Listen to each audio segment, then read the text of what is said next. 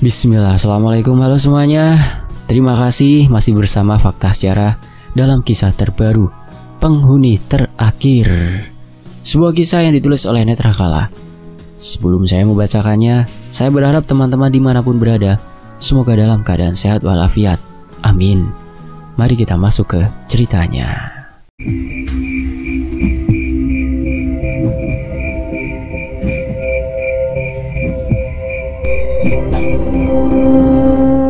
Raungan suara mobil terdengar nyaring. Kadang tubuhku bergoncang saat ban melewati gundukan batu atau sesuatu yang keras. Sesekali aku menghela nafas panjang. Tak menyangka kediaman Intan begitu masuk ke pedalaman. Aku bertemu Intan saat pertama kali masuk ke universitas. Sosoknya supel tapi sedikit norak. Berbeda denganku, lebih pendiam dan tak begitu suka bicara. Selama perjalanan ini, ajaibnya Intan berubah 180 derajat. Dari orang bawel mendadak menjadi bisu. Hanya suara ngorok lembut yang terdengar naik turun. Aku kembali menoleh ke jendela, memandang pepohonan yang menjulang tinggi menuju tempat antah berantah yang tak ku ketahui. Hingga saat mobil berbelok, ada yang mengusik mata. Terlihat sebuah bangunan kayu berdiri di tengah hutan sendirian. Bentuknya mirip pendopo joglo dengan beberapa bangunan kecil di sekitarnya. Namun, bukan hanya itu yang menarik perhatianku. Tampak ganjil, seorang perempuan kecil berpakaian serba hitam berdiri di tengah pendopo sendirian. Aku tersentak menoleh cepat ke arah depan. Begitupun si sopir, bahkan ia refleks menginjak rem, membuat mobil sedikit oleng ke kanan kiri. "Kenapa, Tan?" tanya Nawir si sopir memperhatikan Intan lekat-lekat. Intan menggeleng. Ada keterkejutan di sorot matanya. "Tan?" tanyaku khawatir, takut ia terkena epilepsi. Tak ada jawaban. Justru Intan menoleh ke belakang dengan tatapan panik sekaligus sumringah. "Tan, ada apa?" tanyaku sekali lagi, mulai khawatir. Takut ada bahaya atau semacamnya. "Sudah lewat gapura desa?" tanya Intan kepada Nawir, sopir sekaligus teman kecil Intan. "Udah, kenapa?" tanya Nawir bingung. "Tadi kayaknya aku lihat Aril, dia pakai pakaian Jawa, terus lagi narik kambing," ujar Intan dengan mata melotot. Aku langsung membuang muka jengah. Harusnya paham kalau wanita itu sudah bawaan sedikit error. Namun, sepertinya tidak untuk Nawir. Justru ia menatap Intan lekat-lekat. Aril Peter Pan?" Intan menggeleng. "Ariel Noah." Aku perhatikan mata Nawir membulat. "Serius kamu? Ariel Noah bawa kambing?" Intan mengangguk serius. Bahkan ia menoleh ke belakang sekali lagi untuk memastikan. Aku mendengus begitu keras. Tak habis pikir, selama ini selalu ada indikasi bahwa Intan memang sedikit sinting. Tetapi justru entah kenapa malah aku ini begitu terikat dengannya.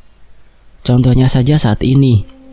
Begitu Intan tahu aku tak punya kegiatan saat liburan, ia langsung mengajakku untuk berkunjung ke kampung halamannya. "Tan, kita harus merayakan. Jarang loh ada orang yang mimpi ketemu Ariel Noah, apalagi sedang angon kambing. Nanti sore kita ke pendopo ya, sekalian bersih-bersih untuk acara ruatan besok." "Acara desa? Ruatan?" tanya Intan sumringah. Nawir mengangguk. "Sekalian ajak Ratri. Dia orang kota, pasti belum pernah ikut acara seperti di desa ini," jawab Nawir tersenyum. Intan langsung menoleh ke belakang. Namun aku memberinya pelototan super, berharap ia diam. Aku sama sekali tak suka berbaur dalam keramaian. Terlebih ini acara desa, pasti sakral. "Ratri, kali ini kamu harus nurut. Ini desaku. Jangan bandingkan dengan kota. Bisa mati dipenggal kamu kalau absen di acara sakral seperti ini. Benar kan, Wir?" tanya Intan. Nawir mengangguk serius, meski aku melihat ada seringai kecil di bibirnya. Entahlah, aku tak bisa menafsirkan itu semua. Awal penilaianku pada laki-laki ini kadang membuatku bingung. Sesaat ia tampak maco khas orang desa, namun kadang aku merasa risih dengan tatapan menyelidiknya. "Halo, Ratri? Masih hidup? Kita belum sampai desa loh," kata Intan. Terserah kamu Tan, aku ngantuk," jawabku asal segera memalingkan wajah. Kuperhatikan lagi pendopo joglo di ujung sana. Tetapi sosok anak kecil itu sudah tak ada. Ya, pikirku mungkin saja ia sudah pergi ke tempat lain. Raungan mobil tua kembali menyala. Perlahan tubuhku kembali bergoncang, mengikuti irama permukaan jalan yang tidak rata. Hingga kami sampai di sebuah rumah cukup besar dengan gaya jadul. Separuh dindingnya batu bata, separuh atasnya susunan papan kayu. "Rumahmu?" tanyaku menoleh kepada Intan. "Iya, jelek ya?" jawab Intan khawatir. Aku menggeleng, enggan mengomentari rumah keluarga Intan. "Bagus kok, aku suka," kataku berbohong. "Yuk, itu bapak sama Simbok di depan," ucap Intan sambil menenteng tas jinjingnya. Kami mengikuti langkah kaki Intan. Ada perasaan tak bisa kugambarkan. Entahlah, apakah ini cuma perasaanku atau sorot mata keluarga Intan seperti menyelidik saat menatapku. "Cahayu, ayo masuk dulu. Ini pasti Ratri. Cantik ya Pak," kata Simbok sambil memegang tanganku. Aku tersenyum canggung. Tak pernah diberlakukan seperti ini oleh orang asing. Sudah, ayo masuk dulu. Nawir mau masuk?" tanya Bapak Intan. "Boten Pak, matur nuwun.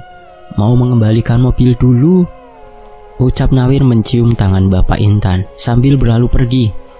Aku segera digiring oleh Intan untuk masuk ke dalam rumah. Seperti dengan rumah lainnya, di dalam menurutku jauh lebih nyaman, berbeda dengan tampilan luarnya yang tampak menyeramkan. Siup. Rumah Intan cukup besar, tak banyak ornamen di dalamnya. Tetapi ada satu benda yang membuatku tertarik. Sebuah lukisan besar tergantung di ujung ruangan. Aku gerakkan kaki, mendekat. Benar dugaanku. Ini adalah lukisan keluarga Intan. Uniknya di latar belakang lukisan ini terdapat satu bangunan joglo tak asing. Suka. Aku terperanjat, menoleh ke arah Intan yang sudah berdiri di ambang pintu. "Keluargamu?" Intan melangkah mendekat memandang lukisan itu dengan senyum kecil yang tak pernah kulihat sebelumnya. Lebih mirip seringai. "Benar keluargaku. Yuk ke kamar, istirahat dulu. Baru nanti sore kita ke pendopo," jawab Intan. Seharian aku meringkuk di kamar. Kadang sesekali melihat keluar jendela kayu yang sudah lapuk. Sempat menyesal menerima ajakan Intan untuk liburan ke desanya. Lihat saja, di siang hari rasanya begitu sepi. Bagaimana ketika malam tiba? Bagaimana kalau ada perampok? Sedangkan jarak antar rumah dengan yang lainnya begitu jauh. Klek. "Udah bangun? Makan yuk." "Udah disiapin Simbok?" tanya Intan. Aku mengangguk, mengikuti langkah Intan menuju dapur di belakang rumah. Tampak beberapa makanan sudah tersaji di atas amben dipan panjang. "Duk, sini. Makan dulu. Seadanya ya," pinta Simbok menepukkan tangannya pelan ke dipan. Sejenak aku ragu saat melihat lauk pauk yang tersaji. Aku belum pernah makan makanan seperti ini, namun sungkan jika harus menolak. Lalu ku ambil beberapa sendok sayur dan secentong nasi. Dan ternyata rasanya bahkan jauh lebih nikmat ketimbang makanan yang dipesan di restoran. Enak. Kekeh Intan yang tahu gelagatku. Ia menarik cobek dengan sambal di atasnya agar aku menambah porsi. "Bapak kemana, Mbok?" tanya Intan. "Pendopo. Untuk acara nanti malam." "Ajak Ratri.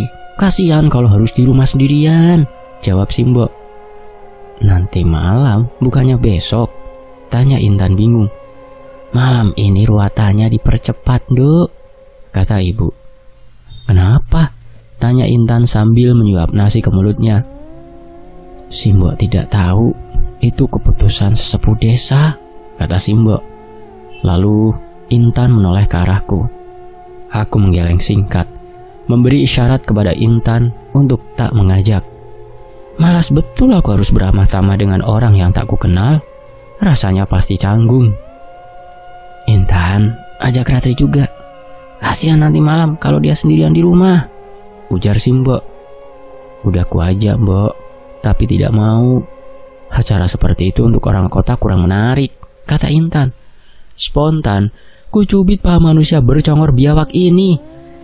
"Aduh," kata Intan terlonjak, membuat beberapa makanan tumpah. "Kenapa sih?" jawab Intan sebal, hendak membalas cubitanku. Udah, jangan berantem. Ratri beneran tidak mau ikut?" tanya si Mbok. "Enggak, Mbok. Badan saya rasanya capek, mau tidur malam ini," kataku. Si Mbok menganggukkan kepalanya. "Ya sudah, kalau tidak mau. Tapi nanti malam kalau dengar suara aneh, abaikan yo," ujar si Mbok sambil berdiri. Alisku mengerut, memahami maksud si Mbok, lalu menatap Intan dengan pandangan bertanya. "Takut ada maling, jangan mikir macam-macam. Mana ada setan zaman sekarang," kekeh Intan. "Oke," jawabku singkat lalu kembali mengunyah makanan sedap ini. Tanpa terasa, malam menjelang. Semua anggota keluarga Intan sudah pergi ke pendopo yang entah di mana keberadaannya. Hanya samar-samar, aku mendengar suara gaduh dari kejauhan, seperti alunan gamelan dan sinden yang menembang. Tetapi berbeda dengan rumah ini, aura keheningan makin mencekam. Seolah aku terkungkung di dalam ruang gelap yang begitu sunyi. Tak ada suara apapun, sepi dan sepi. Srek, aku terkesiap, menoleh ke arah jendela. Beberapa menit aku tak berpaling, mendengarkan dengan seksama. Srek, tubuhku terlonjak. Kekhawatiran mulai merambat naik dari ulu hati, membuat jantung ini berdebar begitu keras. Ingin aku memastikan, tetapi pesan dari si Mbok jelas. Aku tidak boleh membuka pintu maupun jendela. Sesaat setelah keheningan kembali muncul, pendengaranku menangkap sesuatu. Bukan keramaian di pendopo, melainkan sebuah gumaman yang tumpang tindih. "Kromolio, mulio, kromolio, mulio." Kali ini aku bangun, menegakkan punggung, menatap ke arah jendela. Jelas itu sekumpulan orang. Apa mereka rombongan yang mau pergi ke pendopo desa? Sejenak suara itu menghilang. Akan tetapi saat aku hendak merebahkan tubuhku, suara itu muncul kembali. Namun kali ini ada aroma khas yang muncul. "Kromolio, mulio, kromolio, mulio." Aku terlonjak. Suara itu terasa begitu dekat, seolah mereka sedang berdiri di balik dinding kamar ini. Ingin kembali merebahkan tubuh, akan tetapi rasa penasaran muncul. Apa yang sedang dilakukan orang-orang ini? Sejenak aku bimbang, ingin memastikan kalau itu memang warga desa yang sedang mempersiapkan sesuatu untuk acara ritual. Perlahan aku bangkit, mencoba melihat dari celah rongga di antara papan kayu yang disusun. Namun, itu hal terbodoh yang pernah kulakukan. Tampak sekumpulan orang sedang berdiri, hanya berdiri mematung. 4 orang memanggul keranda, 1 orang membawa payung berwarna hijau gelap, satunya lagi membawa sesuatu di tangannya. Tanpa sadar, aku terus memperhatikan sekumpulan orang-orang itu, bingung siapa yang meninggal dan buat apa mereka datang ke tempat ini. Namun, belum sempat aku mundur, secepat kilat orang yang membawa kendi menoleh ke arahku. "Bludiak!" Aku terperanjat hebat, tubuhku terjengkang ke belakang. Jelas itu bukanlah manusia. Sorot matanya kosong, wajahnya pucat. Belum lagi kulit keriput yang begitu mengerikan. Aku tak berani beranjak. Bahkan rasanya suara mereka menggema keras di telingaku. "Kromolio, mulio, kromolio, mulio." Saking penuhnya kepalaku dengan suara mereka, sampai aku harus menutup telinga dengan kedua tanganku. Tap, lampu mati. "Bangsat!" umpatku kaget. Segera aku berdiri, persetan dengan larangan si Mbok. Aku tak sudi berada di rumah berantu seperti ini sendirian. Tanpa penerangan apapun, segera aku melangkah, meraba-raba agar tak jatuh atau menabrak sesuatu. Hingga saat aku sampai di ruang depan, jantungku seperti merosot ke dasar perut. Dalam keremangan, aku melihat seseorang berdiri, tepat di depan lukisan keluarga Intan. "Boleh pulang," ucapnya lirih. Intan?" tanyaku. Namun sosok itu tak menjawab. Ia terus berdiri mematung di sana. Aku menelan ludah. Itu bukan Intan. Sial, kalau tahu seperti ini lebih baik aku ikut ke acara desa di pendopo. "Boleh," ucap sosok itu sekali lagi. Aku mundur. Mentalku tak sekuat biasanya. Baru kali ini aku melihat sesuatu yang begitu menyeramkan. Srek. "Boleh." Kali ini sosok itu berucap dengan nada membentak. Ia memalingkan kepala begitu cepat. Gludak. Aku kembali tersungkur. Nafasku benar-benar memburu. Meski tak bisa melihat dengan jelas, tapi aku yakin sosok itu bukanlah manusia. Dalam keremangan, ia menatap ke arahku. Bahkan rasanya, sosok itu mulai melangkah pelan. Tanpa pikir panjang, aku bangkit dan langsung membuka pintu. Aku berlari. Tidak peduli kemana kaki ini melangkah. Sesekali aku melihat ke belakang, memastikan hantu atau apalah itu tak mengikutiku. Hingga ketika nafasku mulai tersengal, aku berhenti, baru menyadari kalau berlari terlalu jauh pergi rumah Intan. Sial, ucapku. Meski panik, aku tak berani untuk pulang lagi ke rumah itu. Takut dedemit itu masih ada di sana. Tapi tempat ini tak kalah mengerikan. Kanan kiri hanya ada pohon yang menjulang tinggi. Aku hela nafas, mencoba untuk tenang. Kutajamkan telinga, berusaha mendengar suara gamelan samar-samar. Pendopo, batinku. Segera aku melangkah, namun baru juga beberapa meter, aku kembali dikejutkan dengan kemunculan makhluk lain. Sosok itu mirip anak kecil, menggunakan pakaian adat Jawa berwarna hitam. Wajahnya pucat, dengan tangan teracung ke arahku. "Mulai," bentaknya. Panik, aku langsung berlari sekuat tenaga. Ingin rasanya menangis, tak kuat lagi berada di tempat ini. Aku tidak peduli lagi arah yang kutuju, hanya fokus berlari sejauh mungkin, menghindari sosok kecil mengerikan itu. "Sial," kataku terengah sambil memegangi perut. Apa yang sebenarnya terjadi? Kenapa aku disuruh pulang? Dan siapa sosok anak kecil itu tadi? Rasanya aku pernah melihatnya, tapi di mana? Aku mendongak. Kini suara kerumunan orang dan sinden serta gamelan kian terasa jauh. Di sekelilingku banyak pohon semakin terlihat rapat. Bisa jadi aku malah masuk ke dalam hutan. Srek. Kutolehkan kepala, menatap ke arah pohon tak jauh dari tempatku. Namun, setelah lama menunggu, bahkan saat ku coba melempar batu semak, tak ada yang bergerak. Aku menoleh ke depan, bergegas untuk keluar dari rimbunan pepohonan ini. Hingga saat aku sudah hampir melihat cahaya lampu dari kejauhan, kembali terdengar suara aneh. Bukan suara kerumunan atau tembang Jawa, tapi lebih mirip kata yang diulang terus-menerus. Aku mundur ketakutan. Suara itu mirip sekali dengan sekelompok orang pemanggul keranda tadi. "Kromoleo, Mulio." Aku menelan ludah ngeri. Tampak di ujung sana, sekelompok orang sedang berjalan ke arahku. Ingin aku lari, tapi rasanya kaki ini tak bisa digerakkan. Bahkan saat rombongan itu mulai mendekat, aku masih bergeming, tak bisa melakukan apapun. Kini jarak kami tinggal beberapa meter. Aku benar-benar ketakutan. Bahkan dari tempatku berdiri, bau anyir dan menyengat merebak begitu tajam.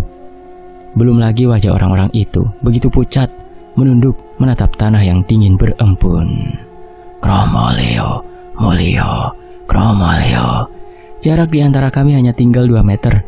Jika mereka menengok ke arah samping, sudah pasti melihatku yang kian gemetar ketakutan, hingga aku merasakan ada sesuatu yang menarikku ke belakang. Mulutku ditutup oleh tangan kekar. Aku memberontak hebat, berusaha kabur dari cengkeraman orang-orang itu. Shh, aku mendongak. Sedikit lega saat melihat laki-laki yang menarikku menjauh tadi.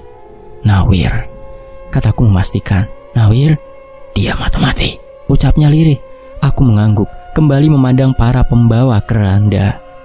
Sekarang mereka benar-benar berhenti, seolah tahu ada 2 manusia sedang berdiri tak jauh dari tempatnya. Kromoleo, Moleo. Lalu tanpa kuduga, perlahan satu sosok bergerak. Kepalanya menoleh ke arah kami dengan gerakan teramat pelan. Kemudian, satu sosok yang membawa payung mulai bergerak dari posisi belakang. Ia maju ke arah tengah, bersamaan dengan keempat lainnya, perlahan menurunkan keranda ke tanah. Seolah waktu berhenti begitu lama. Bahkan rasanya Nawir di belakangku juga gemetar hebat. Srek. Tiba-tiba saja, kain berwarna hijau tersibak. Aku memegik tertahan saat melihat secara langsung. Ingin menutup mata ini, tapi setelah kelopaknya dipaksa untuk terbuka lebar, tepat di depan kami, jelas sekali ada sosok lain yang tertidur di dalam keranda. Sosok anak kecil tak asing yang baru saja ku temui. Aku tak mengerti apa yang sebenarnya terjadi. Respon otakku begitu lambat. Belum pernah aku mengalami hal mistis semacam ini. Lalu, tanpa membenarkan kelambu yang tersibak, keempat orang itu mulai menaikkan kembali keranda. Perlahan mereka berjalan tanpa suara langkah kaki. Yang terdengar hanya lirih ucapan. Saat setelah suara makhluk itu menghilang, Nawir melepaskan cengkramannya, membuat tubuhku lemas, merosot ke tanah, dingin dan lembab. Ratri, kamu tidak apa-apa? Tanya Nawir jongkok di depanku. Aku menggeleng. Tak bisa kukatakan aku baik-baik saja. Belum semalam aku di desa ini, tetapi sudah banyak hal yang membuatku enggan untuk tinggal. Apa itu tadi, Mas? Tanyaku gemetar. Kromoleo, iblis yang mendiami desa ini. Penanda kematian, ucap Nawir. Penanda kematian? Tanyaku. Benar, penanda kematian. Konon jika ada orang yang melihat Kromoleo, entah secara langsung atau hanya mendengar suaranya, biasanya ia bakal melihat kematian. Jelas Nawir yang kali ini tampak tak nyaman. Sesekali ia melihat ke arah sekitar. Melihat kematian maksudnya? Tanyaku bingung. Sebuah pertanda bakal adanya orang meninggal, jawab Nawir. Aku merenung, mengingat kejadian yang barusan ku alami. Kalau benar Kromoleo penanda kematian, apa bocah yang ada di dalam keranda itu merupakan korbannya? Siapa wanita yang ada di dalam keranda tadi? Tanyaku penasaran. Nawir menoleh ke arahku. Tatapan matanya tajam, tak seperti biasanya. Wanita? Wanita apa? Tanya Nawir. Aku hendak menjelaskan semua yang kualami malam ini, tetapi kuurungkan saat menyadari bahwa Nawir merupakan orang luar. Tidak ada apa-apa. Bisa minta tolong antarkan aku pulang ke rumah Intan? Kita ke balai desa. Di sana lebih aman. Beruntung aku bertemu denganmu di sini. Kalau tidak, bisa saja sukmamu dibawa pergi oleh Kromoleo, kata Nawir. Sebetulnya aku enggan, tetapi menurutku perkataan Nawir ada benarnya. Jauh lebih aman untuk berada di sekeliling manusia saat ini. Segera aku bangkit, membersihkan tanah yang menempel di celana, lalu mengikuti langkah Nawir dengan dada berdebar keras. Tidak lama kami berjalan. Dari kejauhan aku melihat satu tempat bercahaya remang. Tidak ada lampu, hanya obor yang dipasang di sekeliling tempat itu. Sebetulnya aku merasa ada yang aneh. Bukannya ini pendopo yang kulihat tadi siang, tetapi kenapa tempat itu lebih mirip ritual pemujaan ketimbang acara ruatan desa? Aku menepi semua pikiran yang muncul. Mungkin saja memang tradisi desa ini dibuat seperti itu. Ratri, aku mengerang lega saat satu orang muncul dari depan pendopo. Ia melambai tersenyum bersemangat menyambutku. Kok lama sih, Wir? Sudah ditunggu warga loh, kata Intan menatap Nawir sebal. Alisku mengkerut. Kenapa pula warga desa menunggu kami? Bukankah aku di sini cuma tamu asing tadi kenal? Ada sedikit masalah tadi. Udah siap semua? Tanya Nawir. Sudah, sekarang kalian ganti baju. Ratri, punyamu sudah kusiapkan. Ayo, kata Intan sumringah. Tanpa menunggu jawabanku, Intan langsung menarikku ke samping. Kini aku sudah menggunakan pakaian yang diberikan oleh Intan, tapi berbeda dengan apa yang ia pakai. Kebayaku berwarna putih seutuhnya, sedangkan lainnya memakai kebaya berwarna hitam. Nah kan, cantik. Nanti ikuti saja ya, apapun yang kamu lihat atau dengar, abaikan. Ini cuma ritual. Setelah itu ada hiburan dari warga, kata Intan dengan senyum mengembang. Kok warnanya beda? Tanyaku canggung, berusaha mengabaikan keanehan ini. Karena kamu tamu, jadi harus berbeda untuk membedakan. Nanti ada ritual khusus untuk warga desa, biar mereka tidak salah lihat, kata Intan terkekeh. Tan, Kromolio itu apa? Tanyaku mengabaikan Intan. Raut wajah Intan memucat. Ia memandangku tajam, seolah aku menanyakan urusan pribadinya. Dengar dari mana nama itu? Tanya Intan. Aku melihat ke sekitar, memastikan tidak ada orang di dekat kami. Tadi sewaktu di rumahmu, aku mendengar ada suara Kromolio, Mulio. Apa itu artinya? Tanyaku penasaran. Intan tampak waspada. Ia melihat sekitar. Takut tiba-tiba saja dedemit itu muncul dari semak-semak. Tidak ada artinya, itu hanya mitos warga kok. Kalaupun kamu melihat atau mendengar, anggap saja sambutan dari warga desa dimensi lain, kekeh Intan. Aku diam tak membalas ketawanya. Menurutku itu bukan sesuatu yang remeh. Terlebih soal penjelasan Nawir, aku menganggap justru ada yang disembunyikan oleh Intan. Udah siap? Yuk, jangan sampai mereka menunggu tamu spesial, kata Intan, langsung menarikku masuk ke dalam area pendopo. Benar saja, tidak ada lampu bohlam. Penerangan hanya dari obor yang dipasang di sekeliling pendopo. Jantungku mulai berdebar kencang. Perlahan aku mulai naik ke atas pendopo. Sial, kenapa rasanya aku ikut ritual yang mengerikan ini? Tidak ada senyum ramah atau hiburan Ariel Noah.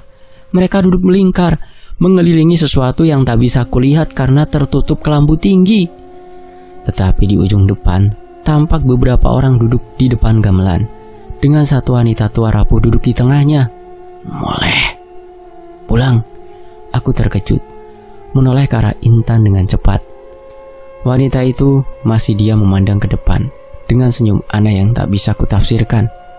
Ngomong apa, Tan? Tanyaku. Intan menaikkan alisnya. Gak ada yang ngomong. Ayo, ajak Intan kembali menarikku menuju ke arah kerumunan. Perlahan aku dan Intan mulai duduk di barisan agak depan, dekat dengan gamelan dan sosok wanita tua yang kupikir adalah sinden. Hampir saja aku terlonjak, tetapi sepertinya itu hanya terjadi diriku. Semua warga masih tetap duduk bersila dengan pandangan menunduk ke arah bawah. Para sepuh, sedulur sak daging, sak getih, danyange sampun rawuh, yang katanya, yang terhormat, saudara sedaging sedarah, danyang sudah datang. Aku mendongak, melihat Bapak Intan berdiri dengan pakaian putih mirip denganku, berbeda dengan semua warga yang menggunakan pakaian hitam. Bersamaan itu pula, suara sinden dan gamelan mulai terdengar riuh. Belum pernah aku mendengar nada Jawa dan nyanyian kidung ini. Alunan musiknya begitu magis. Nadanya putus-putus, seolah waktu terhenti dan kembali berdetak. Belum lagi suara si sinden yang membuat bulu kuduk meremang hebat. Moleh. Aku kembali tersentak menoleh ke arah Intan. Tetapi sepertinya wanita itu tak mengucapkan apapun, hanya dia menunduk. Kuedarkan pandangan, mencari siapa yang membisikiku. Namun sama saja, semua dia membisu, mendengarkan dengan khidmat alunan suara gamelan dan sinden yang sedang menembang.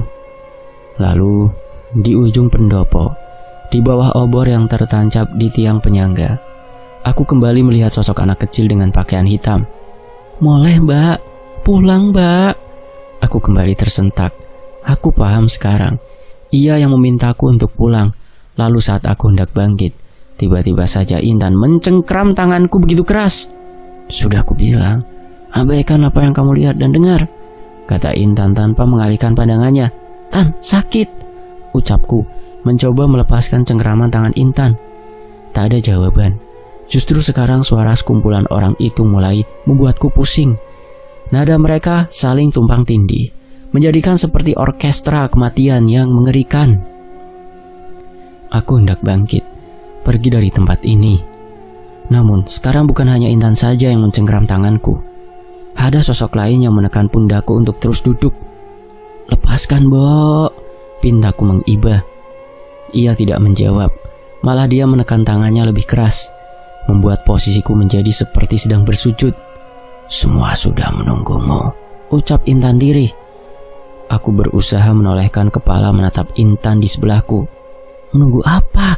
Bentakku berusaha untuk melepaskan tekanan di pundak yang semakin menyakitkan. Menunggumu untuk menjadi bagian dari desa ini, ucap Intan. Apa maksudmu? Lepas, brengsek, umpatku marah. Bukannya kamu kesepian, Ratri? Bukannya kamu ingin punya teman? Kalau begitu jadilah bagian dari kami, ucap Intan. Belum sempat aku menjawab, ada satu tangan yang menarikku dengan paksa. Aku diseret tanpa ampun ke depan sinden. Di ngapura yondo, ucapnya serak. Aku menggeleng, takut mereka melakukan sesuatu untuk mencelakaiku. Namun nyatanya, si sinden itu hanya membasuh tubuhku dengan air bunga. Kemudian aku didudukan di sisi sinden. Gila, apa yang akan mereka lakukan? Lalu Bapak Intan mulai bergerak ke arah tengah pendopo dan menyibakkan tirai yang menghalangi pandangan kami. Ketakutanku bertambah hebat saat melihat benda yang ditutupi kain hitam itu adalah keranda. Keranda yang terbuat dari rangka bambu. Namun bukan hanya itu saja yang membuatku ketakutan. Di dalam keranda itu ada satu tubuh yang terbujur kaku. Aku mulai panik, paham dari kata "moleh" yang sedari tadi aku dengar. Bukan ajakan untuk pulang ke rumah Intan, melainkan peringatan. Sebuah peringatan bahwa aku akan dijadikan tumbal untuk desa terkutuk ini. Gong.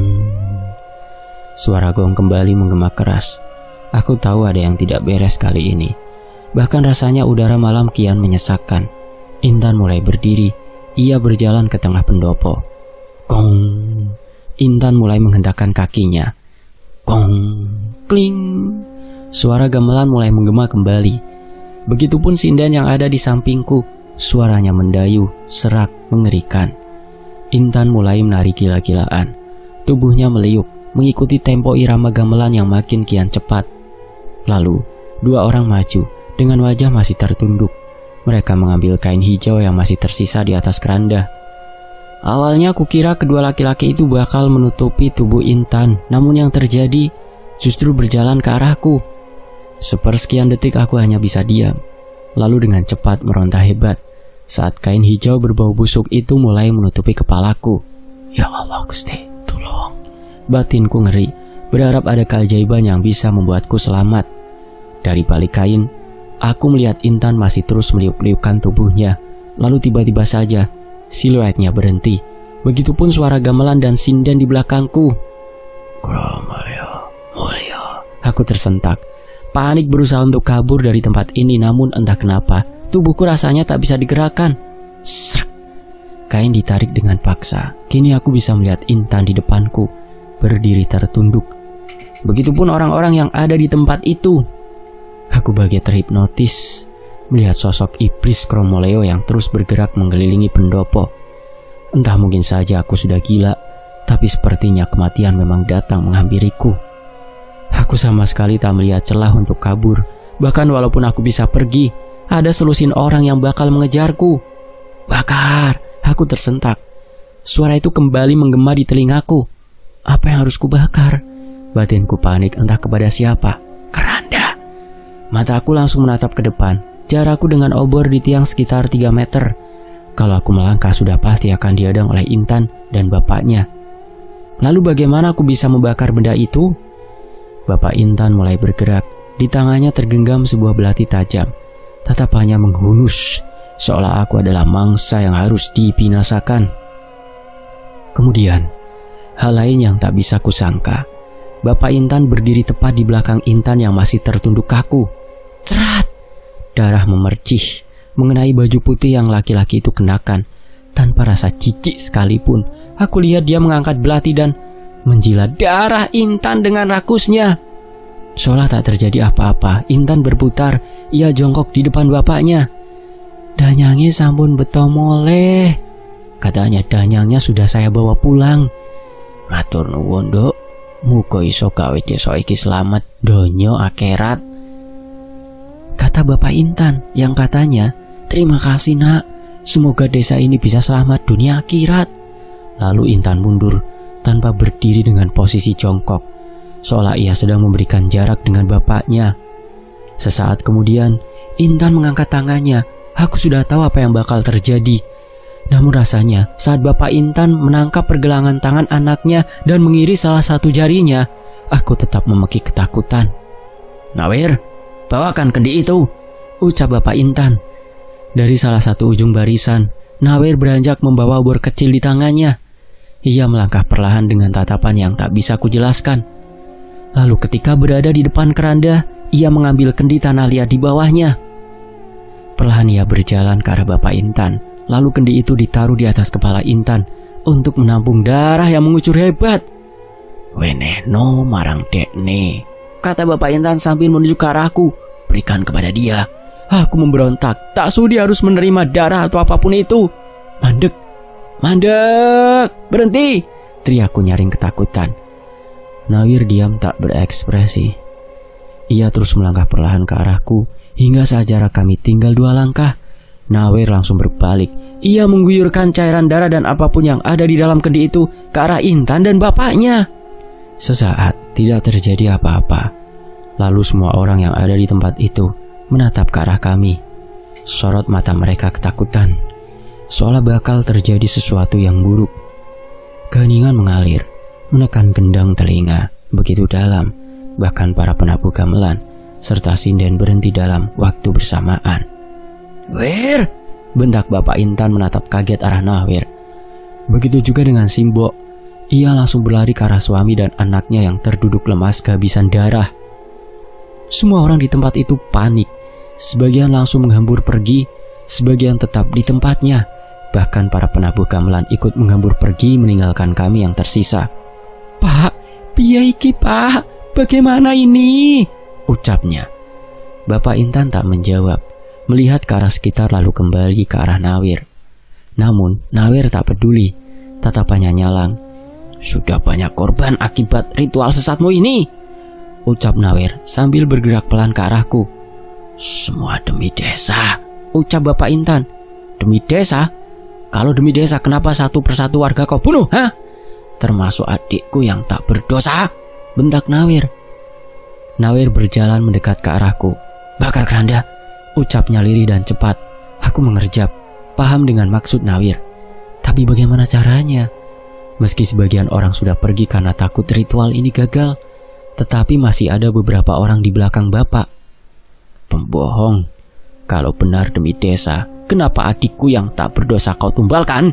teriak Nawir kencang. Aku melihat kepedihan yang mendalam. Sorot mata terluka dari seorang kakak yang kehilangan adiknya. "Nawir, bukan aku yang memilih orang yang bisa dijadikan tumbal. Bukan tumbal, tapi roh suci yang menjaga desa ini," kata bapak Intan.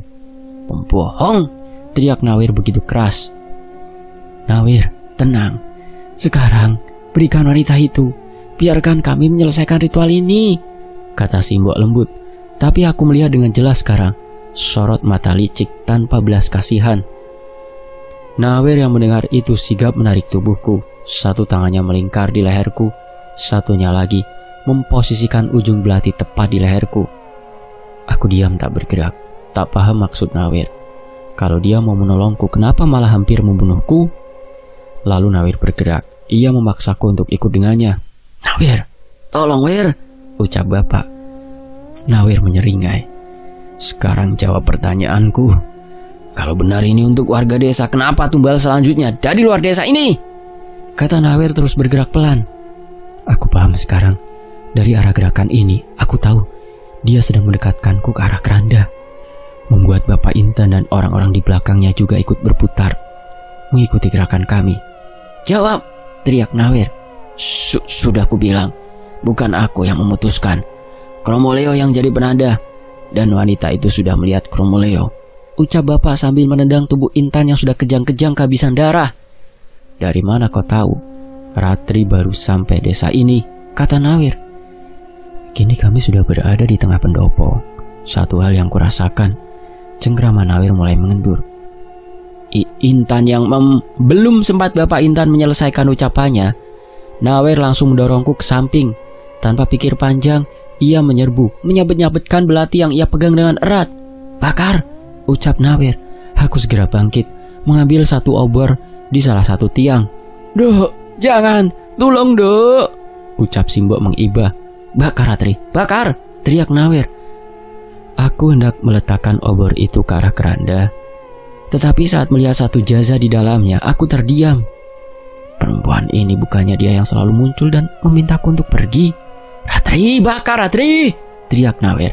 Aku tersentak, langsung kuarahkan obor itu tepat ke arah rangka bambu keranda itu. "Gromolio, Molio, Gromolio." Aku tersentak panik, melihat sekitar. Benar saja, tepat di depan pendopo. Aku melihat Gromolio mulai bergerak lagi. Namun kali ini gerakannya jauh lebih cepat dari yang bisa aku bayangkan. Seolah mereka sudah siap untuk membawa sukma atau entah apapun itu namanya. Begitu juga sisa orang yang ada di tempat itu. Semua menjerit. Suara mereka bercampur memekakan telinga. Aku yang masih terdiam langsung diseret Nawir menjauh dari kobaran api. Sungguh ajaib, tak masuk di akal.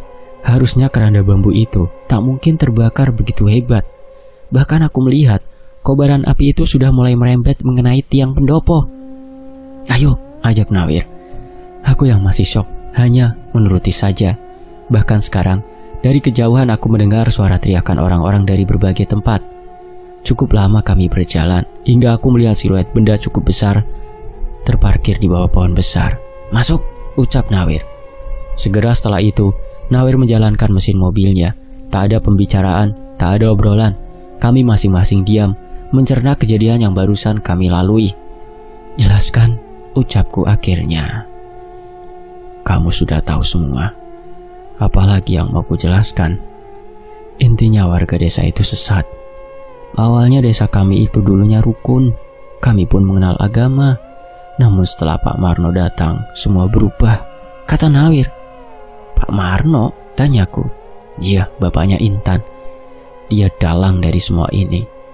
Yang aku tahu semua warga dihasut untuk melakukan satu ritual di waktu tertentu. Awalnya mereka tidak mau, tetapi entah kenapa terjadi wabah di desa kami. Perlahan warga desa mulai percaya. Akhirnya satu persatu dari mereka ditumbalkan, termasuk adikku," kata Nawir sendu. "Adikmu?" tanyaku yang masih syok, tak menyangka Intan dan keluarganya berbuat demikian. "Jasad yang ada di dalam keranda itu jasad adikku. Entahlah kau mau percaya atau tidak, tapi kupikir arwahnya selalu memintaku untuk pergi dari desa ini. Bahkan dia juga yang memintaku agar mau menolongmu." Aku terhenyak. Badanku benar-benar terasa sakit. Tak menyangka semua yang terjadi malam ini terasa seperti mimpi. Akhirnya malam itu, aku memutuskan untuk kembali ke kota bersama Nawir. Sempat di perjalanan kami berhenti ke kantor polisi untuk melaporkan semua kejadian yang dialami. Namun setelah beberapa waktu, kami diberikan kabar bahwa tidak ada satupun jasad yang ditemukan di tempat itu. Bahkan pendopo yang terbakar hebat juga masih terlihat kokoh. Aku dan Nawir tak percaya dengan berita itu. Bahkan kami sepakat untuk pergi ke desa itu lagi dengan didampingi pihak kepolisian. Namun benar adanya, semua yang ada di tempat itu masih utuh. Namun tak ada satupun warga yang terlihat di sana. Tamat. Demikianlah sebuah kisah yang ditulis oleh Netra Kala. Semoga teman-teman terhibur. Sampai jumpa di kisah berikutnya. Wassalamualaikum. Fakta secara pamit dulu ya. Alhamdulillah.